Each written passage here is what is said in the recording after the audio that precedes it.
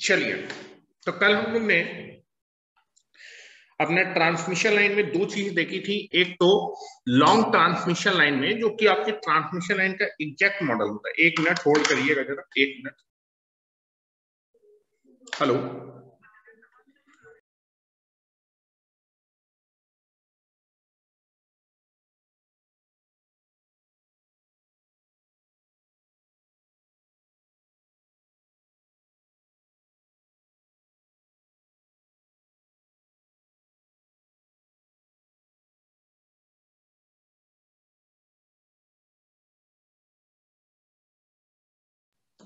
चलिए, तो यहां पर कल हम लोगों ने दो चीज देखी थी कि लॉन्ग ट्रांसमिशन लाइन में जब भी आपका कोई सिग्नल पास करता है तो what is the wave length of the signal. Wave length का कल हम लोग ने फार्मूला निकाला था कि wave length of the signal जब भी आपका जो है लॉन्ग ट्रांसमिशन लाइन में कोई भी सिग्नल आपका ट्रांसमिट करेगा तो जो वेव लेंथ होती है that is equal to 2 pi divided by beta will be there. ठीक है, दिस इज द फार्मूला।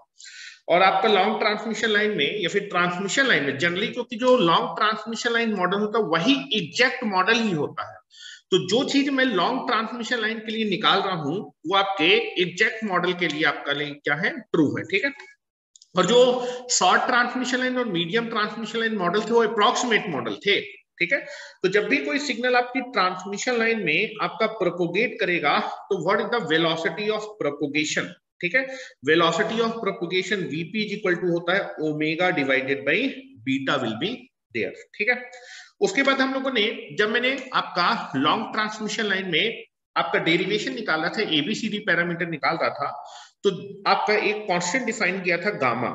ठीक है, gamma is nothing but equal to under root of Y into Z. Y क्या था, per unit admittance of the transmission line, और जिसकी value आपकी कितनी थी बेटा, जी प्लस जे ओमेगा सी। जी आपका per unit length of the conductance था ट्रांसमिशन लाइन का, सी क्या था, per unit capacitance of the line, और बेटा जेड आपका रिप्रेजेंट कर रहे थे इस फार्मूले में per unit series impedance of the transmission line, per unit series impedance of the transmission line, जिसकी वैल्यू कितनी थी, आर प्लस जे ओमेगा एल। यहां पर आर आपका पर यूनिट रेजिस्टेंस था, एक यूनिट लेंथ का रेजिस्टेंस था, एल क्या था, एक यूनिट लेंथ का इंडक्टेंस विल बी देयर। ठीक है, अब उसके बाद आपने देखा था कि जो गामा होता था प्रोपोगेशन कांस्टेंट, वो एक आपका कॉम्प्लेक्स क्वांटिटी होती थी। ठीक है, gamma is nothing but the complex quantity. मैंने शंट एडमिटेंस और बेटा सीरीज इंपीडेंस की वैल्यू रख दी, और वैल्यू रखने के बाद दो कॉम्प्लेक्स नंबर को जब मल्टीप्लाई करेंगे तो रिजल्टेंट नंबर भी एक कॉम्प्लेक्स नंबर होगा, और किसी कॉम्प्लेक्स नंबर का कोई भी पावर लेंगे, रूट ले 1/3 ले, कोई भी पावर ले, तो रिजल्टेंट नंबर फिर से कॉम्प्लेक्स नंबर होगा। तो गामा जो कि एक प्रोपोगेशन कांस्टेंट है, जो कि एक कॉम्प्लेक्स नंबर है, उसके रियल पार्ट को आपने अल्फा से प्रिंट किया था और आपने इमेजिनरी पार्ट को बीटा से प्रिंट किया था।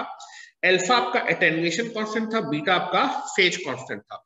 आप देखेंगे जब भी ट्रांसमिशन लाइन में, ट्रांसमिशन लाइन जो कि डिस्ट्रीब्यूटेड पैरामीटर मॉडल होता है, इसमें आप जो है आपका जो है चार इलेक्ट्रिकल कंपोनेंट क्या करते हैं, यूज करते हैं, R L C G. R और G that is resistance and conductance, इसकी वजह से ट्रांसमिशन लाइन में जब भी कोई सिग्नल पास करेगा, करंट और वोल्टेज सिग्नल जब भी आप ट्रांसमिट करेंगे तो उनके वोल्टेज और करंट के सिग्नल के मैग्नीट्यूड में कमी आ जाएगी, एटेन्युएशन हो जाएगा। उस कमी को हम जो है एक कांस्टेंट द्वारा रिप्रेजेंट करते हैं। फिर आपका अल्फा जो होता है, मैग्नीट्यूड में कितना चेंज हो रहा है, कितने की कमी आ रही है, that is given by the attenuation constant alpha. Transmission line में जो एल और सी पैरामीटर होते हैं, उसकी वजह से जब भी कोई आपका करंट और वोल्टेज सिग्नल आप ट्रांसमिशन लाइन में पास करेंगे तो उनके फेज में चेंज होगा।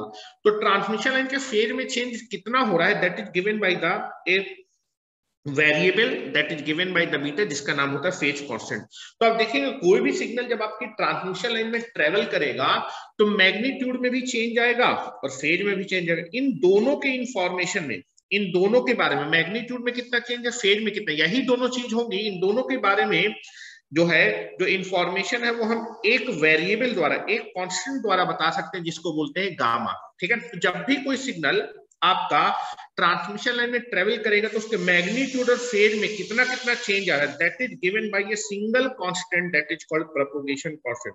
तो प्रोपोगेट करते समय क्या क्या चेंज हो रहा है, मैग्नीट्यूड एंड फेज, इन दोनों के बारे में इंफॉर्मेशन हम जो है गामा द्वारा बता सकते हैं। तो गामा का नाम है प्रोपगेशन कांस्टेंट। ठीक है, तो इन तीनों को मैं डिफाइन कर देता हूं। तो एग्जामिनेशन में पूछा जाता है अल्फा, तो हेडिंग आपने डाल रखी थी अल्फा। अल्फा का नाम था एटेन्युएशन कांस्टेंट, और ये क्या बताता है बेटा, it will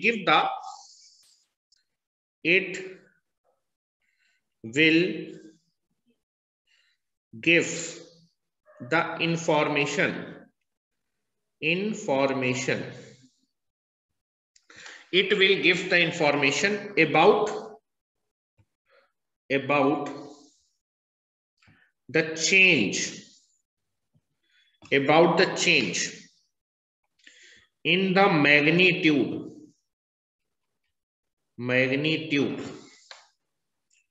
of the signal और वेव। तो वेव के मैग्नीट्यूड में कितना चेंज हुआ, उस चेंज को अगर आप बताना चाहते हैं, उसके बारे में इंफॉर्मेशन निकालना चाहते हैं, तो आपको कौन बताएगा, अल्फा बताएगा, एटेन्युएशन कांस्टेंट। यूनिट क्या होती है बेटा एटेन्युएशन कांस्टेंट की, यूनिट इसकी होती है, unit is nothing but the Dnieper होती है, नीपर पर यूनिट लेंथ, पर किलोमीटर या फिर पर मीटर, नीपर पर मीटर होगा या फिर नीपर पर किलोमीटर। जनरली ट्रांसमिशन किलोमीटर में होती है, तो नीपर पर किलोमीटर दिया है। अगर आपसे पूछे कि एक नीपर में कितना डीबी होता है, कोई पूछे एक नीपर में 8.6866 डीबी होता है। डीबी मीन्स होता है डेसिबल, ठीक है, डीबी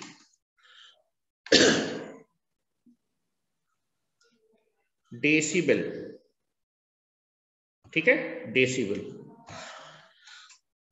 पावर की छोटी यूनिट होती है डेसिबल, ठीक है, पावर की छोटी यूनिट, छोटी पावर को जनरली डेसिबल में मेजर करते हैं। जैसे साउंड की पावर होती है, साउंड कितना डेसिबल का साउंड आप सुन सकते हैं, तो पावर की यूनिट होती है, पावर को डेसिबल में मेजर करते हैं, लेकिन छोटी पावर को जनरली हम डेसिबल में मेजर करते हैं। एक नीपर इज इक्वल टू होता है 8.686 dB, dB means decibel.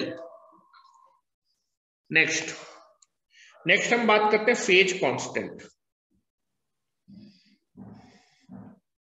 Phase constant, अच्छा 1 तारीख से टाइम बढ़ा देंगे आपका जो है, ठीक है, 31 तारीख तक थोड़ा सा टाइम का शॉर्टेज है, उसके बाद हम लोग टाइम को बढ़ा देंगे सारे सब्जेक्ट में। फेज कांस्टेंट, ठीक है, फेज कांस्टेंट को जनरली हम बीटा से रिप्रेजेंट करते हैं, और बीटा बताता है किसके बारे में इंफॉर्मेशन देता है। आप देखेंगे ट्रांसमिशन एल और सी की वजह से फेज में चेंज आएगा, आर और जी की वजह से एम्पलीट्यूड में कमी आएगी, अटेन्युएशन होगा। तो बेटा एल और सी की वजह से फेज में चेंज आएगा। तो फेज में कितना चेंज आएगा, जब आपका कोई भी सिग्नल या फिर वेव आपकी ट्रांसमिशन लाइन में ट्रेवल करेगी, तो that is given by the information beta. तो लिख रहा हूं, it is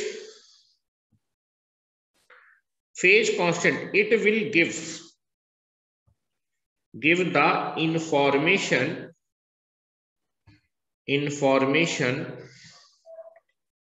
about the change in the phase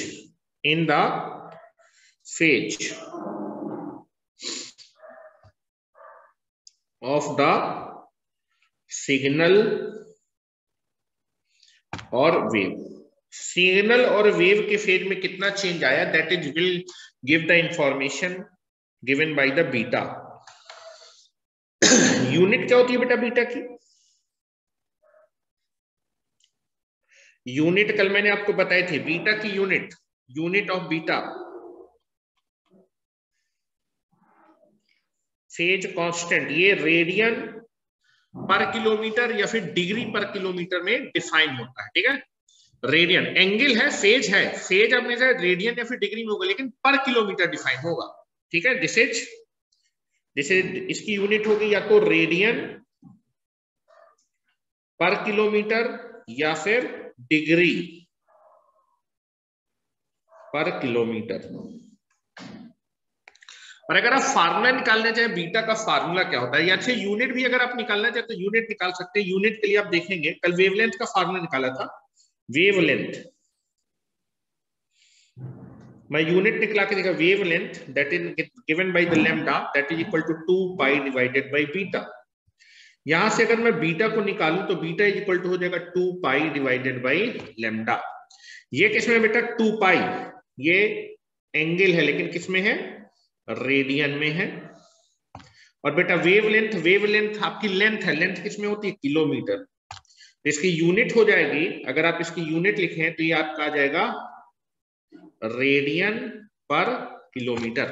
अब 2 पाई को आप डिग्री में भी लिख सकते हैं, 2 पाई को 360 डिग्री, तो डिग्री डिवाइडेड बाई किलोमीटर, और this is nothing but a degree per kilometre. And this is the formula, आपके फेज कांस्टेंट का formula beta is equal to होता है 2 पाई डिवाइडेड बाई लैम्डा। ये फार्मूला है, beta is equal to 2 pi divided by lambda wavelength, where lambda is nothing but equal to wavelength.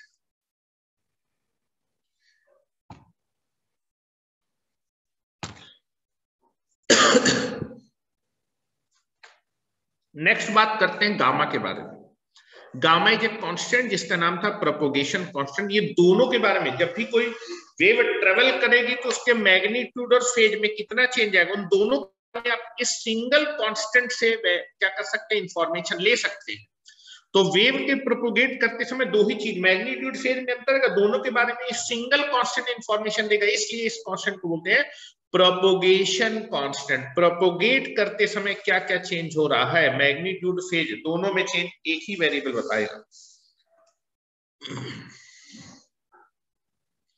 अगर propagation constant मालूम है, gamma is equal to alpha plus J beta. तो अगर मान लीजिए phasor form में मालूम है, इसका रियल पार्ट निकाल लीजिए और दैट इज इमेजिनरी पार्ट दे देगा फेज में चेंज, और इसका रियल पार्ट दे देगा मैग्नीट्यूड में चेंज। तो ये सिंगल वेरिएबल वेव की दोनों चीजों के बारे में इंफॉर्मेशन दे सकता है। नेक्स्ट लिखिए propagation constant gamma.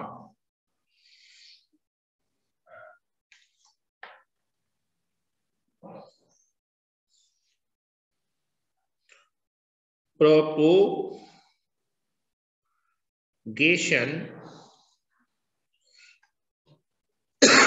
Constant gamma.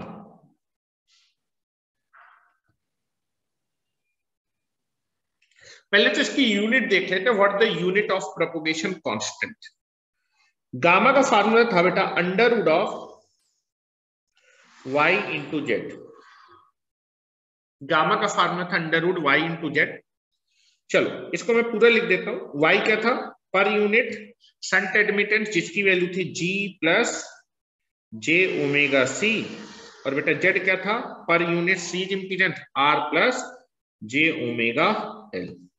और आप देखेंगे ये कॉम्प्लेक्स क्वांटिटी आई, जब आप इसको सॉल्व करेंगे complex number multiplied by complex number, ये कॉम्प्लेक्स नंबर रूट लेने पे भी कॉम्प्लेक्स नंबर आएगा। इसके रियल पार्ट को बोलते हैं अल्फा और इमेजिनरी पार्ट को बोलते हैं बीटा। चलो यूनिट निकालते हैं, तो पहली हेडिंग डालेंगे unit of gamma, unit of propagation constant. Gamma is equal to under root y into Z. ये आपका एडमिटेंस है लेकिन पर यूनिट लेंथ है, तो मैं यूनिट निकाल रहा हूं इसकी यूनिट। गामा की यूनिट होगी बेटा मोह पर किलोमीटर, और इंपीडेंस का पर यूनिट सीरीज इंपीडेंस ओम पर किलोमीटर में डिफाइन होगा। ठीक है, अब मोह को बेटा हम लिख सकते हैं, मोह को लिख सकते हैं 1 बाई ओम।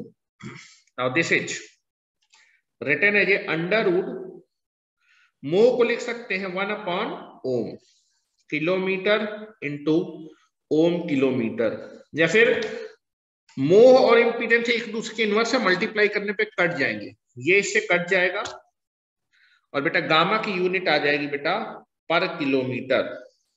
ठीक है, इसकी जब यूनिट निकालेंगे ये आपके पास हो जाएगा, this is under root of kilometre square, under root of kilometre that is 1 by kilometre. तो मतलब आपका जो गामा होता है वो पर यूनिट लेंथ के हिसाब से डिफाइन होता है, पर किलोमीटर या फिर पर मीटर होगा, पर यूनिट डिफाइन होता है। तो यहां से आपको दिख रहा होगा gamma is defined per unit length, so that, क्योंकि gamma under root of Y into ये पर यूनिट लेंथ डिफाइन होता है, ये भी पर यूनिट लेंथ ही डिफाइन होगा, so that the unit of gamma is पर किलोमीटर और पर मीटर होगी, पर मीटर, जिस हिसाब से लेंथ दी होगी। अच्छा कोई पूछे कि अगर मैं गामा को, हेलो, गामा को अगर मैं लेंथ से मल्टीप्लाई कर दूं, लेंथ की यूनिट क्या होगी, किलोमीटर, किलोमीटर से किलोमीटर कट जाएगा, तो gamma into length is a unit less quantity. Hello, gamma कैसे डिफाइन होगा, पर किलोमीटर। हेलो, गामा कैसे डिफाइन होगा, हेलो, गामा इंटू लेंथ, इसकी यूनिट अगर कोई पूछे, गामा इंटू लेंथ, गामा कैसे डिफाइन होता है बेटा, पर किलोमीटर, दिस इज पर किलोमीटर। लेंथ की यूनिट क्या होगी बेटा, लेंथ की यूनिट होगी किलोमीटर, किलोमीटर से किलोमीटर कट जाएगा, कैसी क्वांटिटी आएगी बेटा, unit less, unit less quantity. तो मैं लिख देता हूं gamma into less, gamma into length, gamma into length is a unit less quantity.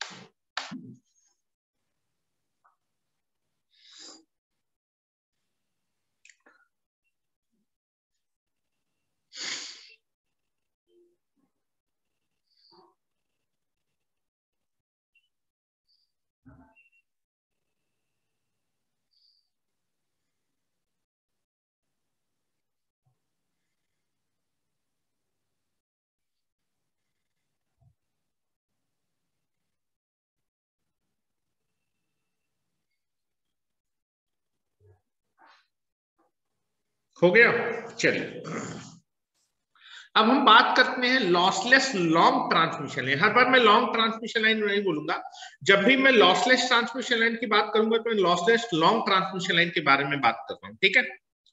चलिए, तो पहले मैं लॉन्ग ट्रांसमिशन लाइन का मॉडल बताता हूं। लॉन्ग ट्रांसमिशन लाइन में लॉस कहां कहां होता है, लॉसलेस का मतलब लॉस नहीं होना चाहिए, लॉस नहीं मतलब उन एलिमेंट को हटा देना, हटाने का मतलब उनको जीरो कर दें, ठीक है। चलिए, हो गया होगा मेरे ख्याल से, ठीक है। मैं पहले लॉन्ग ट्रांसमिशन लाइन के मॉडल के बारे में बात करता हूं। Model of long transmission line. Long transmission line का जो मॉडल होता है वो आपका distributed, uniformly distributed parameter model होता है। This is A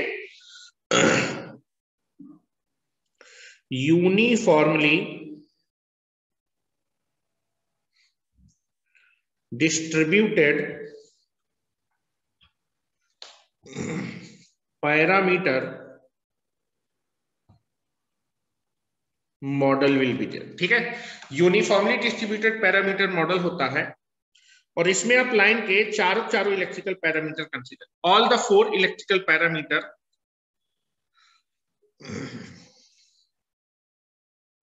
all the 4 electrical parameter are considered, ठीक है। मॉडल में बना रहा हूं, now you can be see the picture, this is, आप अपनी ट्रांसमिशन लाइन के चारों इलेक्ट्रिकल पैरामीटर को कंसीडर करते हैं, R L C and ji.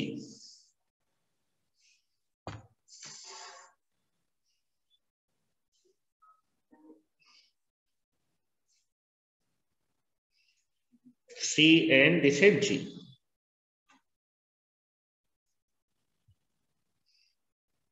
This is R, L,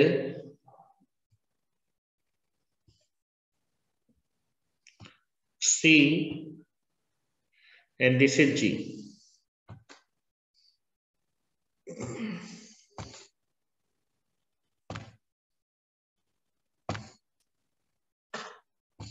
Now this is dotted. अब आपको समझ में आ गया होगा क्योंकि मैंने सिमेट्रिकल लाइन ली थी, तो अगर B से कट करेंगे तो आपके दो इक्वल पार्ट में डिवाइड होना चाहिए, ठीक है। तो यहां पर आप देखेंगे R और L से स्टार्ट किया, तो यहां भी RL होना चाहिए एंड पे।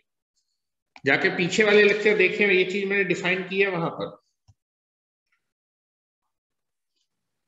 यहां पर आप लोग पूछे ना कि सर ये एक R और L होना चाहिए, पीछे जाके देखें, मैंने सब चीजें डिस्कस की हैं लेक्चर्स में। ABCD पैरामीटर निकाले तो सिमेट्रिकल होता है, A की वैल्यू D के बराबर होती है। Now this is nothing but the distributed parameter model. पर यूनिट लेंथ रेजिस्टेंस को R से रिप्रेजेंट किया था, पर यूनिट लेंथ इंडक्टेंस को L से, पर यूनिट लेंथ कैपेसिटेंस को C से, और बेटा पर यूनिट लेंथ के कंडक्टेंस को G से। दिस इज ओम पर मीटर या फिर किलोमीटर बोल सकते हैं,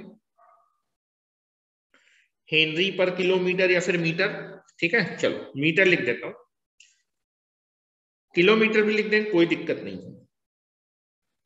दिस इज फैरड पर मीटर, दिस इज मोह पर metre. RL CG, CG RL. Now this is the sending in voltage, this is sending in current, receiving in voltage,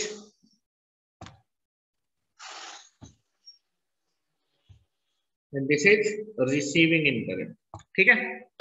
अब ये बताइए लॉन्ग ट्रांसमिशन लाइन ने जो आपने पैरामीटर कंसीडर किए, किस किस पैरामीटर में आपका लॉस हो रहा है।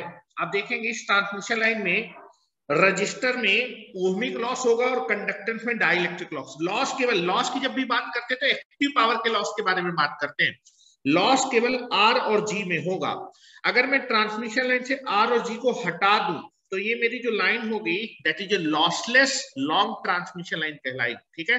तो लॉसलेस, तो अगर आप अपनी ट्रांसमिशन लाइन को लॉसलेस ट्रांसमिशन लाइन में कन्वर्ट करना चाहते हैं तो आप अपनी लॉन्ग ट्रांसमिशन लाइन में R और G की वैल्यू कितनी पुट कर दीजिए। तो जितने भी रिजल्ट है, अगर मुझे लॉन्ग ट्रांसमिशन लाइन के रिजल्ट मालूम है और लॉसलेस ट्रांसमिशन लाइन के रिजल्ट निकालने हैं, तो मुझे लॉन्ग ट्रांसमिशन लाइन के जो भी रिजल्ट है उनमें R और G को क्या पुट कर देना है, 0। तो सारे के सारे रिजल्ट आपके लिए लॉसलेस लॉन्ग ट्रांसमिशन लाइन के लिए आपके रिजल्ट क्या हो जाएंगे, कन्वर्ट हो जाएंगे, ठीक है। तो लिख रहा हूं, बना लीजिए पहले इतना। यहां पर जो लॉस हो रहा है वो R और G में, इंडक्टर में कोई भी लॉस नहीं होता, एक्टिव पावर कंज्यूम नहीं करता, कैपेसिटर भी एक्टिव पावर कंज्यूम, लॉस केवल किसमें होगा, रजिस्टर और कंडक्टर में। इसमें एक्टिव पावर ओहमिक लॉस होगा और इसमें डाइलेक्ट्रिक लॉस होगा। लॉस G किसको रिप्रेजेंट करा है, G। कैपेसिटर में जो भी डाइलेक्ट्रिक लॉस है that can be represented by G। और बेटा जितना ओहमिक लॉस I/R लॉस होगा ट्रांसमिशन लाइन के that is given by the R। तो R रिप्रेजेंट कर रहा है, R रिप्रेजेंट कर रहा है ओहमिक, ओहमिक लॉस को निकालना है तो आप रजिस्टर के लॉस को निकालते हैं। ओहमिक लॉस इज रिस्पॉन्सिबल, ये लिखो, ohmic loss is responsible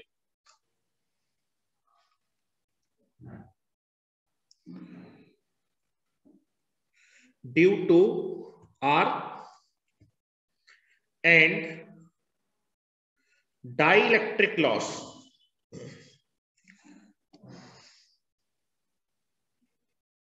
dielectric loss is responsible due to G। अगर मैं R और G को खत्म कर दूंगा अगर मैं आर की वैल्यू 0 रख दूं, जी की वैल्यू 0 रख दूं, तो लॉस खत्म हो जाएगा लाइन में। That line is called the lossless long transmission line. लेकिन उसको बार बार लॉन्ग वर्ड नहीं बोलेंगे, लॉसलेस ट्रांसमिशन लाइन। ठीक है, चलो। अच्छा, लॉन्ग ट्रांसमिशन लाइन में क्या क्या रिजल्ट पढ़े थे, जरा मैं कुछ रिजल्ट लिख देता हूं, फिर मैं लॉसलेस ट्रांसमिशन लाइन के लिए उन्हीं रिजल्ट को निकालूं। ठीक है, पहले इतना बना लीजिए।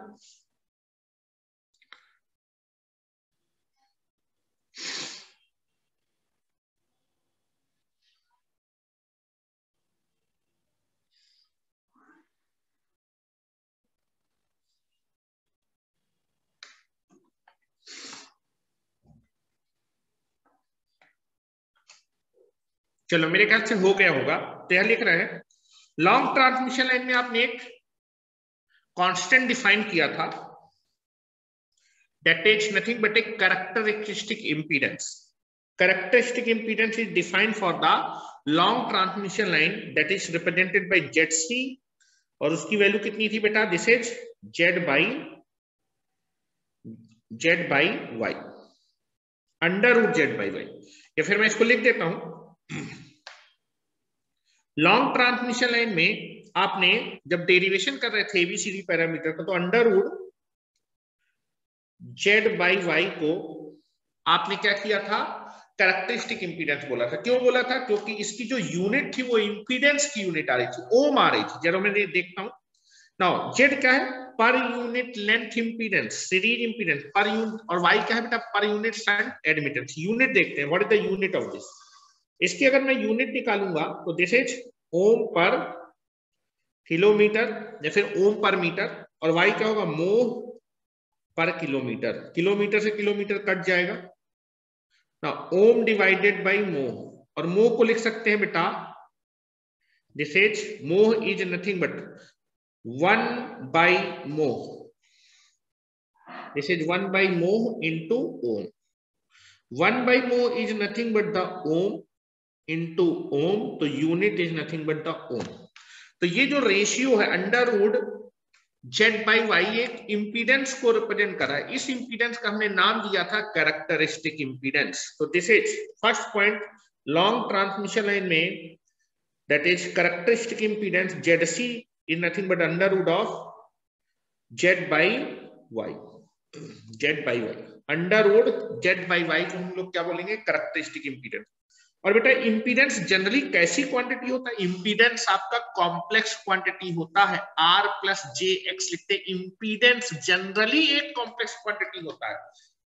ठीक है, नाउ दिस इज, देखो मैं बता भी रहा हूं, characteristic, this is called characteristic impedance, ZC is called characteristic impedance. ठीक है, this is called characteristic impedance of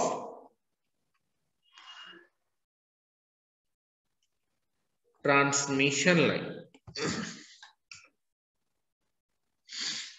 ठीक, इसको जब निकालेंगे, मैंने बोला इंपीडेंस जनरली एक कॉम्प्लेक्स क्वांटिटी होता है, उस चीज को मैं देखो बता भी रहा हूं आपको कैसे। नाउ दिस इज आपका कैरेक्टरिस्टिक इंपीडेंस के under root of Z by Y. Z क्या है, this is per unit series impedance क्या होगा, R plus J omega L, और बेटा Y क्या है, पर यूनिट शंट एडमिटेंस, जिसकी वैल्यू होगी G plus J omega C। ध्यान से देखिए बेटा, ये कॉम्प्लेक्स नंबर है, ये भी एक कॉम्प्लेक्स नंबर, दो कॉम्प्लेक्स नंबर को डिवाइड करेंगे तो एक कॉम्प्लेक्स नंबर है, किसी भी कॉम्प्लेक्स नंबर की कोई सी भी पावर लेंगे तो कॉम्प्लेक्स, तो ये एक नंबर एक कॉम्प्लेक्स नंबर आएगा। इसको आप देख सकते हैं R1 dash plus JX dash लिख सकते हैं, दिस इज नथिंग बट लिख दिया, क्योंकि आपका कैरेक्टरिस्टिक इंपीडेंस एक कॉम्प्लेक्स क्वांटिटी होगा, उसके रियल पार्ट को मैंने R लिखा, इमेजिनरी पार्ट को X लिख दिया। ठीक है, एक मिनट।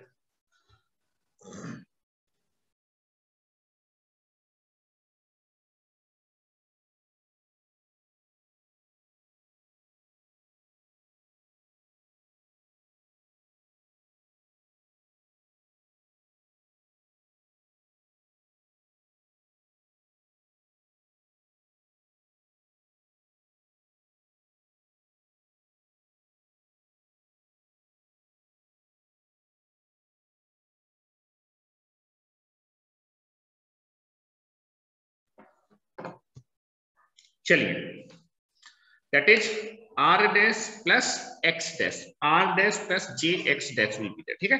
तो हमेशा ध्यान रखिएगा जो इंपीडेंस होता है वो जनरली कैसी क्वांटिटी होता है, कॉम्प्लेक्स क्वांटिटी होता है। मैं लिख भी देता हूं, दिस इज इंपीडेंस जनरली कैसी क्वांटिटी होता है, कॉम्प्लेक्स क्वांटिटी होता है। दिस इज ए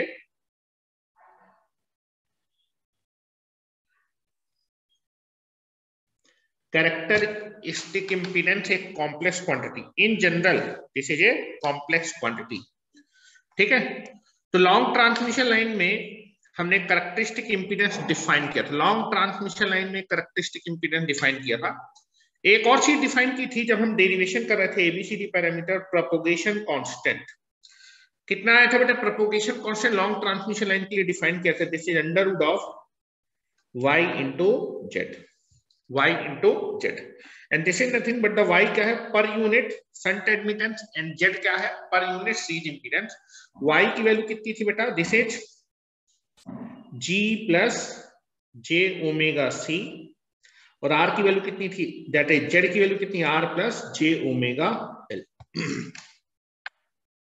और बेटा ये भी एक कॉम्प्लेक्स क्वांटिटी था, इसका रियल नंबर अल्फा था और इमेजिनरी पार्ट इसका बीटा था, ठीक है। This is the propagation constant,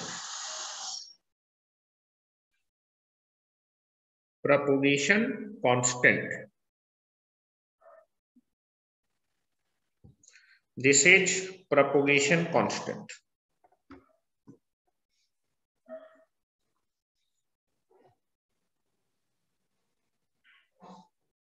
चलिए लिख लीजिए। अब मैं लॉसलेस ट्रांसमिशन लाइन के बारे में बात कर रहा हूं। ट्रांसमिशन लाइन आपकी लॉसलेस कब होगी, जब उसमें लॉस जीरो हो जाए। लॉस जीरो होने का मतलब आर की वैल्यू जीरो कर दीजिए, जी की वैल्यू जीरो कर दीजिए, ठीक है।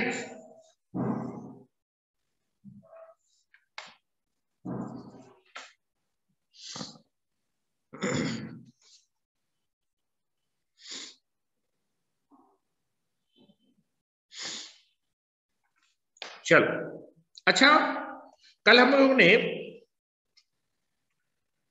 वेलोसिटी ऑफ वेव प्रोपोगेशन भी निकाला था long transmission line. Long transmission line में जब सिग्नल कोई ट्रेवल करता है तो किस वेलोसिटी से, that is velocity of wave propagation VP is equal to क्या था बेटा, omega divided by beta. This is the formula. ये सारे के सारे फार्मूले लॉन्ग ट्रांसमिशन लाइन के लिए वैलिड हैं। This is the velocity of wave propagation. चलिए अब मैं लॉसलेस ट्रांसमिशन लाइन के लिए कैरेक्टरिस्टिक इंपीडेंस निकालूंगा, प्रोपोगेशन कांस्टेंट निकालूंगा और वेलोसिटी ऑफ वेव प्रोपोगेशन। ये सारी की सारी चीजें मैं निकालने वाला हूं लॉसलेस ट्रांसमिशन लाइन के लिए, ठीक है। चलिए, lossless transmission line is the one particular case of the long transmission line. जब लॉन्ग ट्रांसमिशन लाइन में आप रेजिस्टेंस एंड कंडक्टेंस की वैल्यू जीरो कर देते हैं तो लॉन्ग ट्रांसमिशन लाइन ही किसमें कन्वर्ट हो जाती है, लॉसलेस ट्रांसमिशन लाइन में। तो अगर आपको लॉन्ग ट्रांसमिशन लाइन के रिजल्ट मालूम है, इनमें आप जो है R और G की वैल्यू जीरो कर दीजिए तो सारे के सारे रिजल्ट कन्वर्ट हो जाएंगे लॉसलेस लॉन्ग ट्रांसमिशन लाइन के लिए, ठीक है। चलो मैं निकाल रहा हूं, तो नेक्स्ट लिखिए, for lossless long transmission line. अगर आपकी लॉन्ग ट्रांसमिशन लॉसलेस हो जाए, लॉसलेस कब होगी, हेलो, लॉन्ग ट्रांसमिशन लॉसलेस कब होगी, जब आप जो है लॉन्ग ट्रांसमिशन आर की वैल्यू जीरो कर दियो, जी की वैल्यू, अगर आर और जी की वैल्यू जीरो हो जाएगी तो लॉस होगा नहीं, तो that long transmission line is nothing but that is lossless. For lossless transmission line R की वैल्यू जीरो कर दीजिए एंड जी की वैल्यू जीरो। अगर लॉन्ग ट्रांसमिशन लाइन में आर और जी की वैल्यू जीरो कर देंगे then long transmission line is converted into the lossless transmission line, ठीक है। तो कभी भी आपको लॉसलेस ट्रांसमिशन लाइन के लिए रिजल्ट निकालने हैं तो लॉन्ग ट्रांसमिशन लाइन के रिजल्ट में आप आर और जी की वैल्यू जीरो कर दिए तो all the result will be converted for the lossless transmission line. तो हेडिंग डालिए बेटा, lossless long transmission line.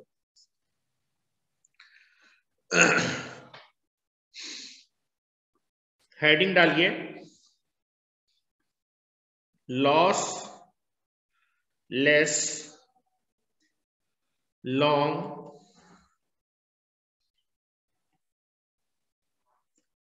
Transmission line. इसी को हम बोलते हैं loss free transmission line. Loss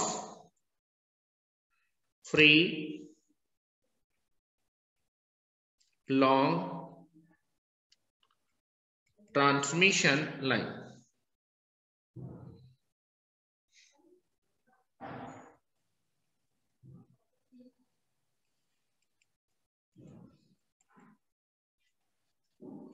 या फिर अगर लॉस नहीं हो रहा तो that is nothing but the ideal line. Ideal, आप लॉस नहीं चाहते तो that is also known as a lossless line, is also called as a ideal long transmission line. चलो इलेक्ट्रिकल इक्विवेलेंट मॉडल बना रहा हूं, ठीक है। For lossless long transmission line only L and C will be consider. R and G की value 0 कर दीजिए। अगर आप लॉन्ग ट्रांसमिशन में R and G की वैल्यू 0 कर देंगे तो आपकी जो लॉन्ग ट्रांसमिशन है वो लॉसलेस हो जाएगी। तो लॉसलेस ट्रांसमिशन का इलेक्ट्रिकल मॉडल बना रहा हूं। This is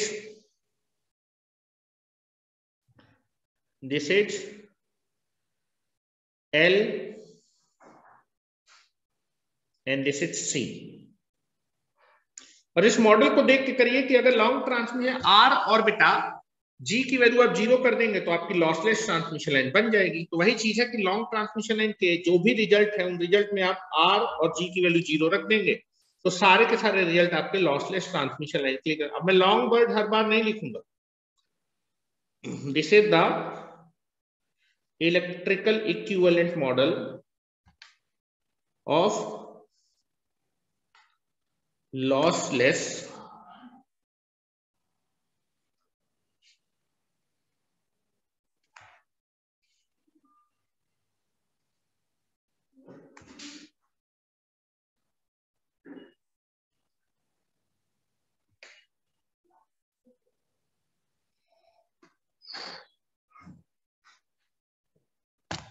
this is L, this is C, this is Henry per meter, this is Farad per meter।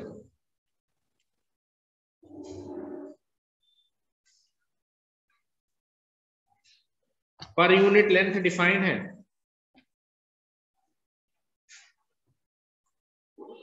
Henry per metre.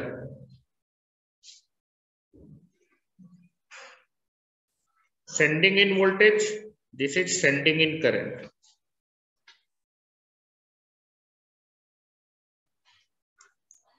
receiving in voltage, receiving in current। This is the electrical equivalent model of lossless transmission line।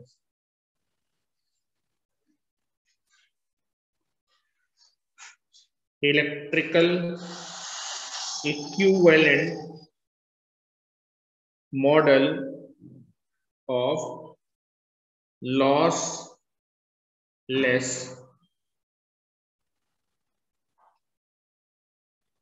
Transmission line.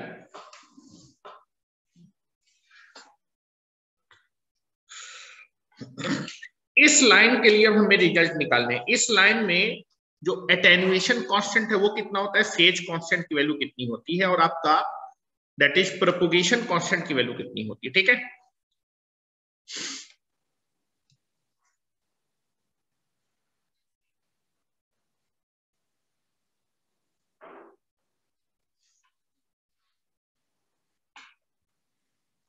तो इस lossless transmission line के लिए आपको अगर result निकालना है तो starting से डेरिवेशन करने की जरूरत नहीं है। लॉन्ग ट्रांसमिशन लाइन के रिजल्ट आपको मालूम है। ये मॉडल कैसे बनेगा, हेलो, लॉन्ग ट्रांसमिशन लाइन से मॉडल कैसे बनेगा। अगर मैं लॉन्ग ट्रांसमिशन R और G की वैल्यू 0 कर दूंगा तो क्या ये मॉडल बन जाएगा, बिल्कुल ये मॉडल बन जाएगा। तो इसके रिजल्ट निकालने के लिए आप क्या करेंगे, अपने लॉन्ग ट्रांसमिशन लाइन के रिजल्ट में r की जगह 0 और g की जगह 0 रख देंगे, तो all the result will be converted for the lossless transmission line. ठीक है, तो आप बोल सकते हैं lossless transmission line is the one particular case of the long transmission line when the r and g becomes equal to 0। ठीक है, तो पहले हम प्रोपोगेशन कांस्टेंट के बारे में पढ़ रहे हैं। ठीक है, कि लॉसलेस ट्रांसमिशन लाइन का प्रोपोगेशन कांस्टेंट की वैल्यू कितनी होती है, एटेन्युएशन कांस्टेंट कितना होता है, और आपका फेज कांस्टेंट। वैसे मैंने बताया था एटेन्युएशन किसके बारे में बताता है, जब भी कोई सिग्नल या फिर वेव जो है ट्रांसमिशन लाइन में ट्रेवल होगी तो उसके मैग्नीट्यूड में जो चेंज होगा वो एटेन्युएशन कांस्टेंट बताएगा। मैग्नीट्यूड में चेंज किसकी वजह से होता था, आर और जी की वजह से। क्या लॉसलेस ट्रांसमिशन में आर और जी है, क्या आर और जी है? बिल्कुल आर और जी नहीं है। तो एटेन्युएशन होगा क्या, सिग्नल के मैग्नीट्यूड में कमी आएगी? बिल्कुल नहीं आएगी। मतलब एटेन्युएशन कांस्टेंट कितना आएगा, कैलकुलेट करने पे 0 आएगा। लेकिन आप देखेंगे आपकी लॉसलेस ट्रांसमिशन लाइन में एल और सी है, एल और सी की वजह से क्या था, फेज चेंज होता था। मतलब फेज कांस्टेंट की वैल्यू फाइनाइट है, फेज में चेंज होगा। तो लॉसलेस ट्रांसमिशन लाइन में जब भी आप कोई सिग्नल या फिर वेव को पास करेंगे, वोल्टेज करंट सिग्नल को भेजेंगे, तो उसके मैग्नीट्यूड में कमी नहीं आएगी, मैग्नीट्यूड में कोई चेंज, लेकिन उसका फेज चेंज होता जाएगा। फेज में क्या होता जाएगा, चेंज। मैग्नीट्यूड सेम रहेगा, magnitude can not be change. ये चीज मैं आपको दिखाऊंगा भी। ठीक है, now you can be see that. तो इस चीज को देखते हैं। तो अगर मैं बात करूंगा कि लॉन्ग ट्रांसमिशन लाइन में जो प्रोपोगेशन कांस्टेंट होता था gamma, what is the formula for propagation constant? Gamma, gamma is nothing but the under root of y into Z. और बेटा y क्या था, पर यूनिट शंट एडमिटेंस, जिसकी वैल्यू थी g प्लस जे ओमेगा सी। और बेटा z क्या था, that is per unit series impedance, जो कि कितना था, r प्लस जे ओमेगा एल। ठीक है, और बेटा एक कॉम्प्लेक्स क्वांटिटी आती है, this is nothing but the alpha plus J beta. अब मुझे क्या करना है, लॉसलेस ट्रांसमिशन लाइन का अल्फा निकालना, बीटा निकालना। ठीक है, लॉन्ग ट्रांसमिशन लाइन के रिजल्ट आपको मालूम है, तो चलो निकालते हैं। फॉर लॉसलेस ट्रांसमिशन लाइन, ये लॉन्ग ट्रांसमिशन लाइन का प्रोपोगेशन कांस्टेंट है। For lossless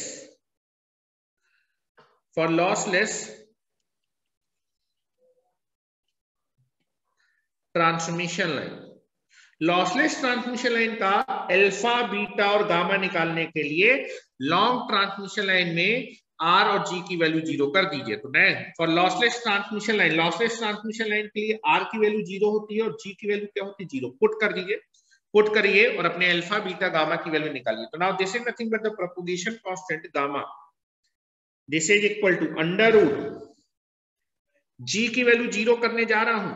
for lossless transmission are और जी 0 होता है। Now this is 0 plus J omega C and this is 0 plus J omega L, this is alpha plus J beta. तो यहां से alpha beta जो आएंगे वो किसके लिए आएंगे, लॉसलेस ट्रांसमिशन लाइन के अल्फा बीटा आ जाएंगे, और गामा। ठीक है, now this is gamma is equal to under root, this is J omega L into J omega C, that is alpha plus J beta. और यहां से आप देखो जे ओमेगा का होल स्क्वायर, तो जे ओमेगा तो बाहर आ जाएगा, तो दैट इज गामा की वैल्यू हो जाएगी लॉसलेस ट्रांसमिशन लाइन का जो propagation constant, that is equal to J omega under root L C and this is alpha plus J beta. ठीक है, अगर आपको अल्फा बीटा निकालना है तो कंपेयर कर दीजिए। हेलो, कंपेयर कर दीजिए इन दोनों को। This is nothing but the propagation constant of lossless transmission line. This is, यहां लिख देता हूं, propagation constant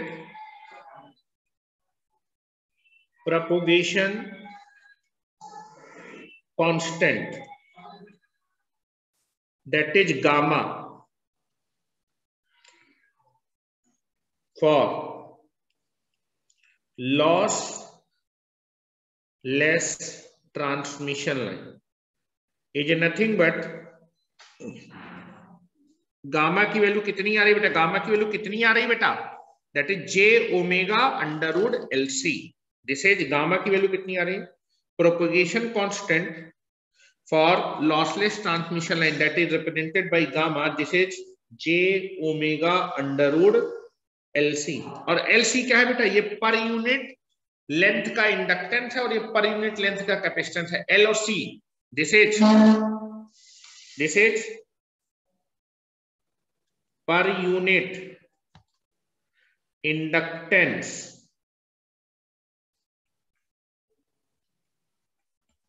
of transmission line, this is per unit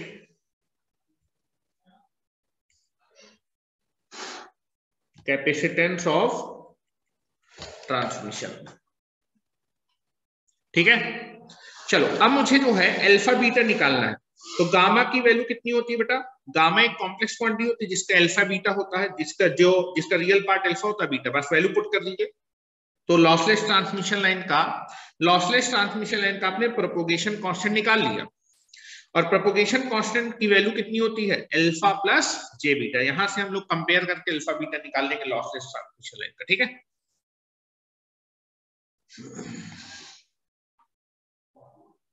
तो gamma is equal to J omega under root LC। Gamma की value कितनी, gamma एक complex quantity है जो होता है अल्फा प्लस जे बीटा के बराबर।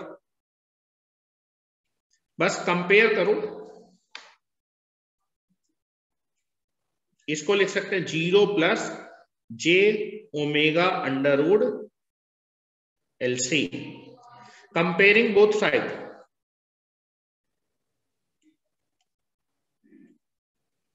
कंपेयरिंग बोथ साइड्स, दोनों साइड बेटा कंपेयर करो। कंपेयर करने में रियल पार्ट कंपेयर करोगे तो अल्फा की वैल्यू 0 हो जाएगी, और बेटा जे वाला इमेजिनरी बीटा की वैल्यू कितनी होगी, that is omega under root LC।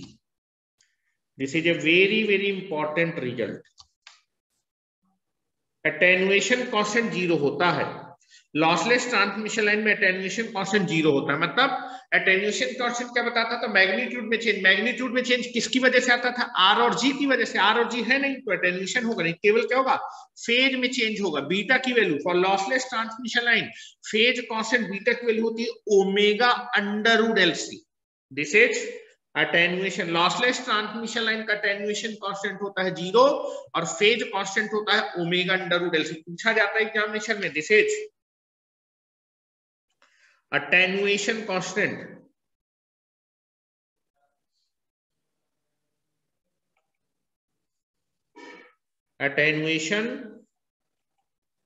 constant beta is called phase shift, phase constant।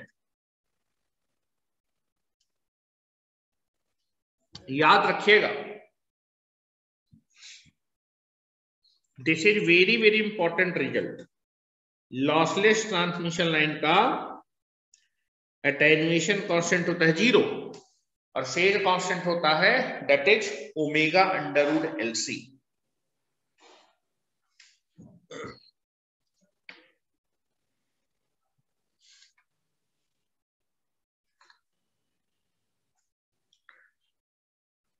और अगर लिखना चाहे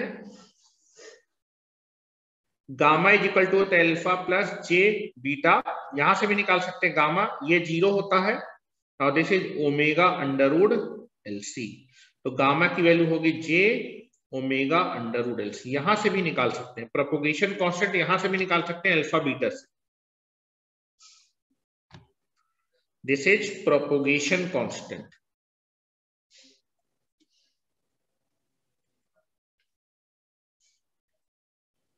propagation constant.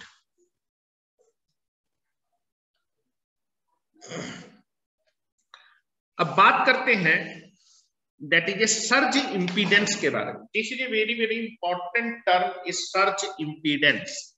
Surge impedance define होता है लॉसलेस ट्रांसमिशन लाइन के लिए, ठीक है। लॉसलेस, जब भी सर्ज इंपीडेंस लिखा होगा तो मतलब लॉसलेस ट्रांसमिशन लाइन के बारे में हम लोग बात करते हैं, ठीक है। That is surge impedance is only defined for the lossless transmission line. अब ये कितना होता है, क्या होता है, ये देखते हैं, ठीक है। लिख लिया, मेरे ख्याल से हो गया होगा। आगे चले,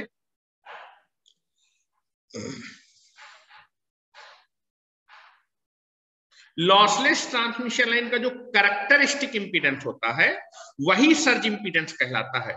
ठीक है, चलो आज हेडिंग डालें, दैट इज ये बताइए लॉन्ग ट्रांसमिशन लाइन का कैरेक्टरिस्टिक इंपीडेंस कितना होता है।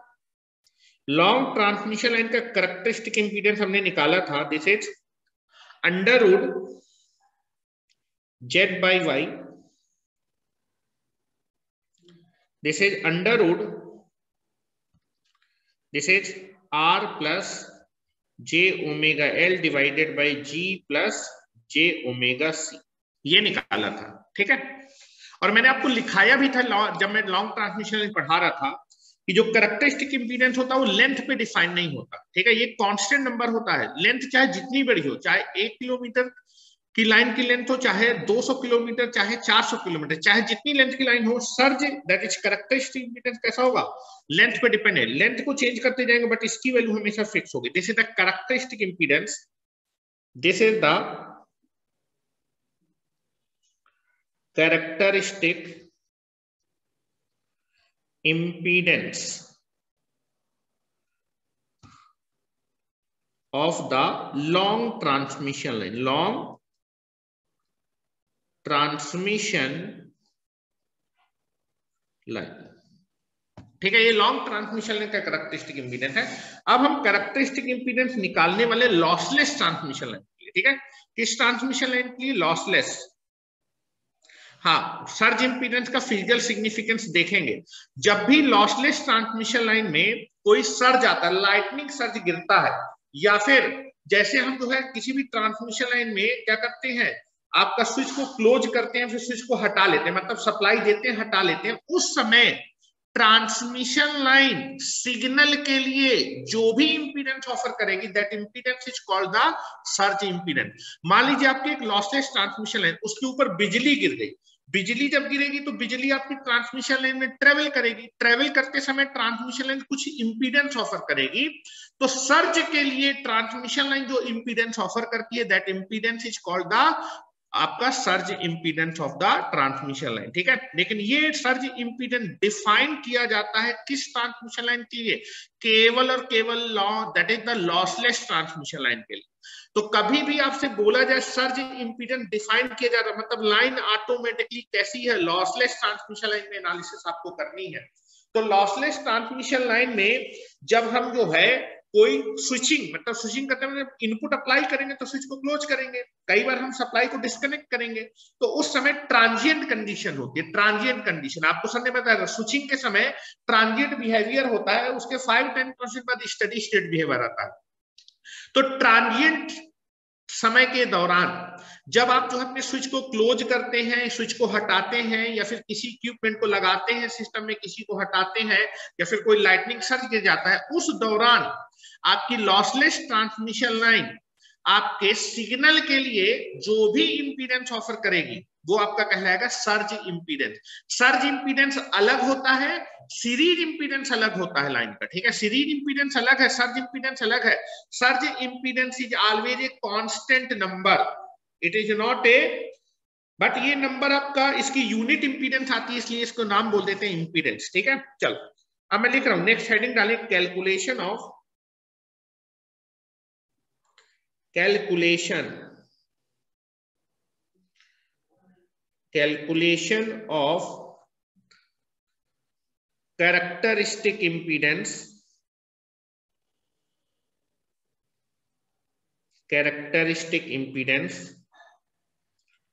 of a lossless transmission line. Lossless transmission line का कैरेक्टरिस्टिक इंपीडेंस निकालने जा रहा है।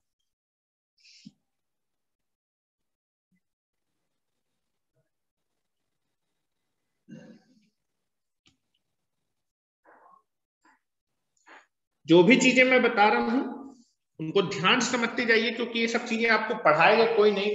ठीक है, सर्ज इंपीडेंस लिखा दिया जाता है। We will discuss all these things very very clearly, but चीजें टफ है, आपने कभी पढ़ा नहीं है, इसलिए ध्यान से पढ़ते जाइए। ठीक है, चलिए तो आप देखेंगे आपको लॉन्ग ट्रांसमिशन लाइन का कैरेक्टरिस्टिक इंपीडेंस मालूम है, लॉसलेस का निकालना है तो लॉसलेस के लिए आर और जी की वैल्यू 0 पुट कर देंगे तो आपका लॉसलेस ट्रांसमिशन लाइन का कैरेक्टरिस्टिक इंपीडेंस आ जाएगा। ठीक है, तो नाउ तो लिख रहा हूं फॉर लॉसलेस ट्रांसमिशन लाइन के लिए निकालना है, for lossless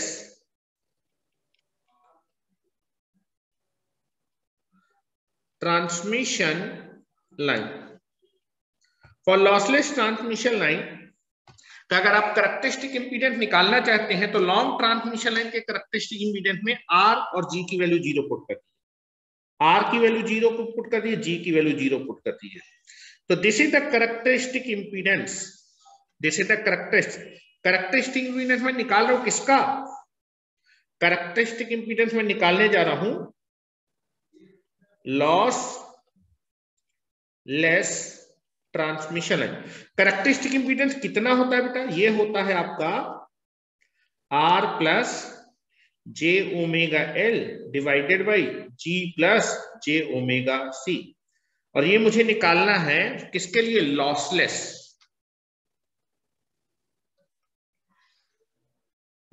lossless transmission line. आप लिखेंगे लॉसलेस ट्रांसमिशन लाइन का मतलब है आर की वैल्यू 0, जी की वैल्यू 0, बस आर की वैल्यू 0 और जी की वैल्यू 0 पुट कर दीजिए तो कैरेक्टरिस्टिक इंपीडेंस आ जाएगा आपके पास किसका, lossless transmission line. This is nothing but equal to under root of R की जगह 0 रख दीजिए, जी की जगह 0 रख दीजिए, ये दोनों कट जाएगा। अच्छा इसको काटो नहीं अभी, नहीं तो कुछ लोग कंफ्यूज हो जाएंगे। Now this is under root of j omega L divided by j omega सी।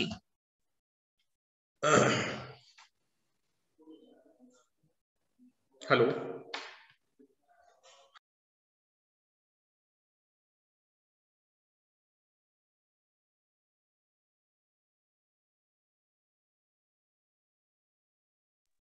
ठीक है, चलो now this is nothing but j omega से जे ओमेगा कट जाएगा। Now this is under root L by C, this is under root L by C, very very important parameter. Lossless transmission line का, lossless transmission line का जो characteristic impedance है वो कितना होता है, under root L by C. और बेटा लॉसलेस ट्रांसमिशन लाइन का जो कैरेक्टरिस्टिक इंपीडेंस होता है इसी को बोलते हैं surge impedance of the transmission line. ठीक है, यही surge impedance lossless transmission line का जो character under root L by C, और यही कहलाता है surge impedance of the lossless transmission. तो लिख रहा हूं बेटा this is the result, very very important result. ये इंपीडेंस है बेटा,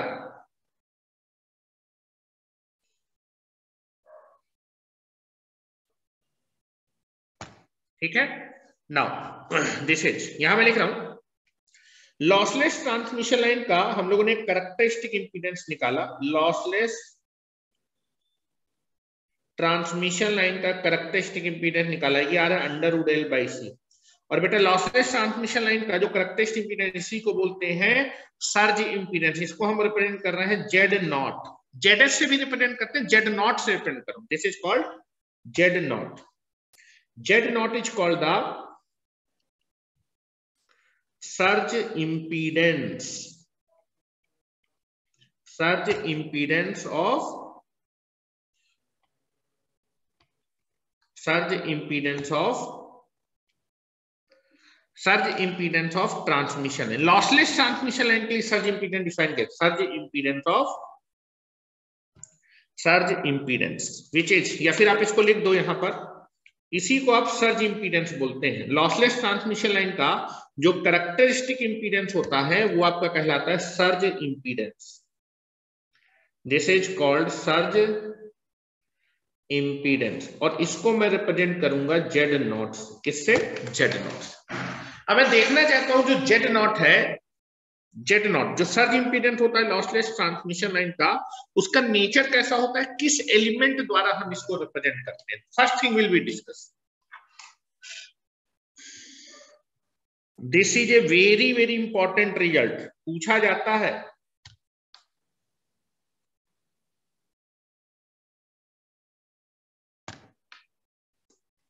सर्ज इंपीडेंस कितना होता है लॉसलेस ट्रांसमिशन लाइन के लिए डिफाइन होता है। मैं लिख देता हूं यहां पर, नोट करके लिख लीजिए। Surge impedance is only defined for the lossless transmission line. Long transmission line के लिए डिफाइन नहीं होता है, लॉसलेस के लिए डिफाइन होता है। Surge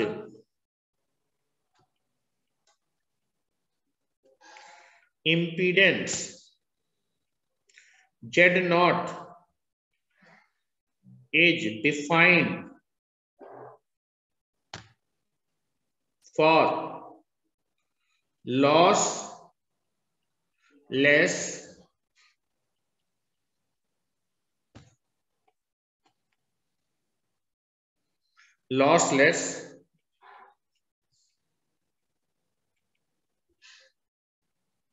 transmission.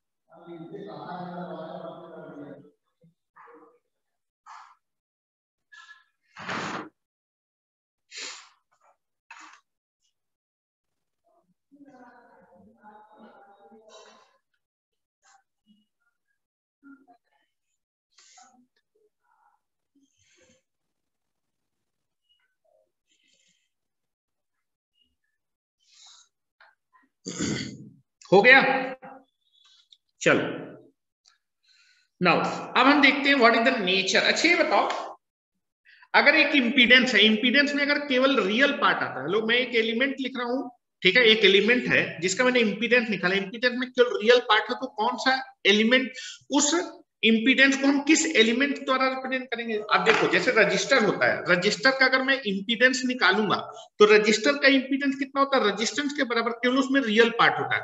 तो अगर आप किसी इंपीडेंस को निकालें और उसमें केवल और केवल रियल पार्ट आए, ठीक है, अगर किसी भी एलिमेंट के इंपीडेंस को निकाले उसमें रियल पार्ट आए, तो हम उस इंपीडेंस को किस एलिमेंट द्वारा रिप्रेजेंट कर सकते हैं, रजिस्टर द्वारा रिप्रेजेंट कर सकते हैं। ये सर ने पढ़ाया होगा।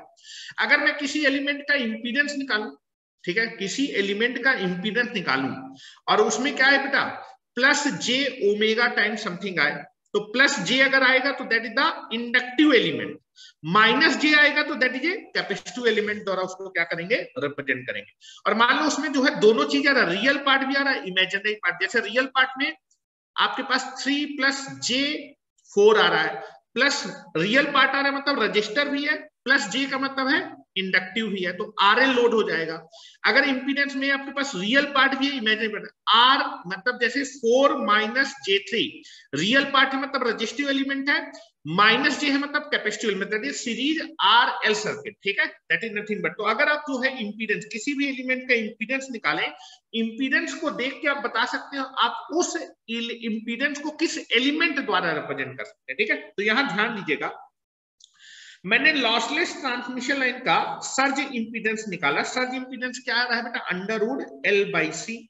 अब मुझे देखना है कि सर्ज इंपीडेंस किस नेचर का होता है, किस एलिमेंट द्वारा हम इसको रिप्रेजेंट करते हैं, ठीक है। इंपीडेंस कैसी क्वांटिटी होता है, कॉम्प्लेक्स क्वांटिटी होता है। Impedance is always generally complex quantity होता है, उसमें रियल पार्ट भी होता है, इमेजिनरी। अगर उसमें केवल रियल पार्ट है तो रजिस्टिव एलिमेंट, केवल इमेजिनरी पार्ट है तो इंडक्टर या फिर कैपेसिटर, दोनों पार्ट है तो आर और एल, या फिर दोनों पार्ट है फिर आर एंड सी, दोनों से रिप्रेजेंट कर सकते हैं, ठीक है। तो चलो सर्ज इंपीडेंस देखते हैं कि सर्ज इंपीडेंस का नेचर कैसा होता है और हम इसको किस एलिमेंट द्वारा रिप्रेजेंट कर सकते हैं, ठीक है। आपके लॉसलेस ट्रांसमिशन लाइन का सर्ज इंपीडेंस आपने निकाल लिया है, सर्ज इंपीडेंस अगर निकाल लिया तो हम इसको किस एलिमेंट द्वारा रिप्रेजेंट करेंगे, ठीक है। चलो नाउ चलो, that is surge impedance is nothing but the lossless transmission line का, लॉसलेस ट्रांसमिशन लाइन का, लॉसलेस ट्रांसमिशन लाइन का जो characteristic impedance, lossless transmission line का जो कैरेक्टरिस्टिक इंपीडेंस है वही क्या है बेटा, सर्ज इंपीडेंस। और सर्ज इंपीडेंस की वैल्यू कितनी है बेटा, √L/C। अब इंपीडेंस जनरली क्या होता है, कॉम्प्लेक्स क्वांटिटी होता है। हेलो, इंपीडेंस एक कॉम्प्लेक्स क्वांटिटी होता है, ठीक है। इंपीडेंस को जनरली हम क्या लिखते हैं, R+JX। तो बेटा सर्ज इंपीडेंस का रियल पार्ट क्या होगा, R0 और इमेजिनरी पार्ट क्या होगा, एक्स नॉट। ठीक है, इंपीडेंस जनरली कैसी क्वांटिटी होता है, कॉम्प्लेक्स क्वांटिटी। मुझे देखने की सर जी इंपीडेंस को मैं किस एलिमेंट द्वारा रिप्रेजेंट करूंगा, एलिमेंट को देखने के लिए मुझे इस इंपीडेंस का रियल और इमेजिनरी पार्ट निकालना पड़ेगा। ठीक है, जरा निकालो, कंपेयर करो बेटा, आर नॉट और एक्स नॉट को निकालना है। अगर मुझे सर्ज इंपीडेंस को देखना है कि किस एलिमेंट द्वारा निकालना है, सर्ज इंपीडेंस आपको मालूम है सर्ज इंपीडेंस कितना आ रहा है, और सर्ज इंपीडेंस को किस एलिमेंट द्वारा रिप्रेजेंट करें, उसके लिए मैं क्या करूंगा बेटा, इंपीडेंस के रियल और इमेजिनरी पार्ट को निकालेंगे। इंपीडेंस का जो रियल पार्ट होता है उसको हम रजिस्टर से दिखाते हैं, इमेजिनरी पार्ट को रिएक्टेंस से दिखाते हैं। ठीक है, चलो निकालो, लेकर आओ बेटा। This is nothing but the comparing both the side. यहां पर आप देखिए कंपेयरिंग बोथ, इस इक्वेशन को हम ऐसे भी लिख सकते हैं, under root L by C plus J वाले टर्म की वैल्यू लिख सकते हैं 0, this is R naught plus J X naught. Comparing both the side,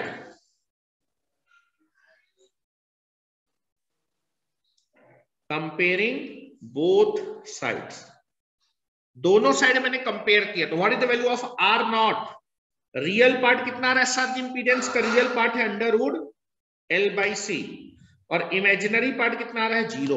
तो सर्ज इंपीडेंस में केवल कौन सा पार्ट होता है, real part. Hello, surge impedance में केवल कौन सा पार्ट होता है, real part, R naught real part है, इमेजिनरी पार्ट की वैल्यू कितनी, हेलो, रियल पार्ट की वैल्यू फाइनाइट है, इमेजिनरी पार्ट 0 है। तो सर्ज इंपीडेंस जो है, surge impedance under root L by C है, इसमें केवल रियल पार्ट है, रियल पार्ट है, तो किस एलिमेंट द्वारा रिप्रेजेंट करेंगे, किस नेचर का होगा ये, नेचर, रजिस्टिव नेचर का होगा। और किस एलिमेंट, अगर किसी इंपीडेंस को आप लिखे 3 plus J4, hello 3 plus J4, तो that is only resistive nature है, रियल पार्ट है मतलब रजिस्टिव नेचर है, रियल होता है। सर्ज इंपीडेंस ट्रांसमिशन लाइन का रियल पार्ट होता है, रियल नेचर का होता है, रियल नेचर का है, तो इसको हम किस एलिमेंट द्वारा रिप्रेजेंट करेंगे, रजिस्टिव एलिमेंट द्वारा।